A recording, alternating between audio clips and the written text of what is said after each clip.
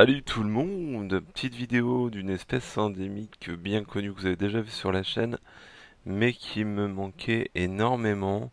Et j'ai eu la chance via un autre éleveur. Merci beaucoup à toi mon pote.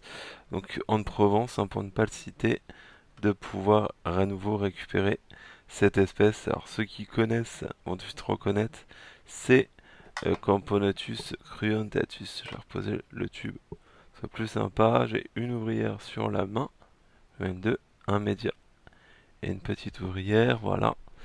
Et vous allez pouvoir les voir, hop, voilà, dans cette petite ADC. Donc, cette petite fondation m'a été offerte. Ça m'a fait très plaisir parce que c'est une espèce qui me manquait. J'avais une belle fondation, même une belle colo, puisqu'elles étaient à peu près 100, 150 quand je me suis séparé de la mienne. Et donc là, j'ai eu la chance de pouvoir en récupérer, donc super content.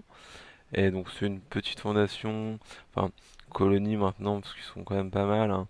Là je dirais que j'ai une cinquantaine d'ouvrières faciles et je les ai reçues et je les ai passées donc en tube avec une ADC et ça a l'air de bien se passer. J'ai vu que j'avais un peu de ponte, donc ça a pondu et que j'ai encore donc du coup 20 là, quelques ouvrières qui vont éclore via les cocons présents.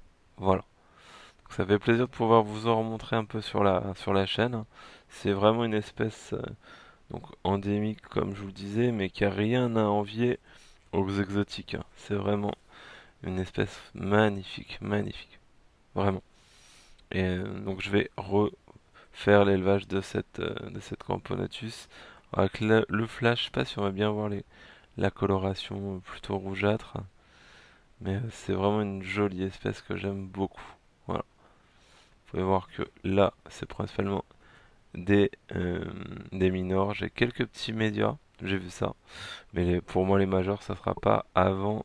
Alors, si j'ai de la chance, fin de saison. Sinon, ça sera plutôt l'année prochaine. Voilà un petit peu pour cette espèce bien connue.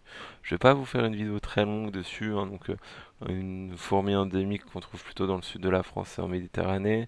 Faut l'élever, faut la chauffer, clairement. À part si vous avez une bonne température dans la pièce, mais il faut un bon 26 degrés et pas hésiter à bien nourrir avec liquide sucré, insectes.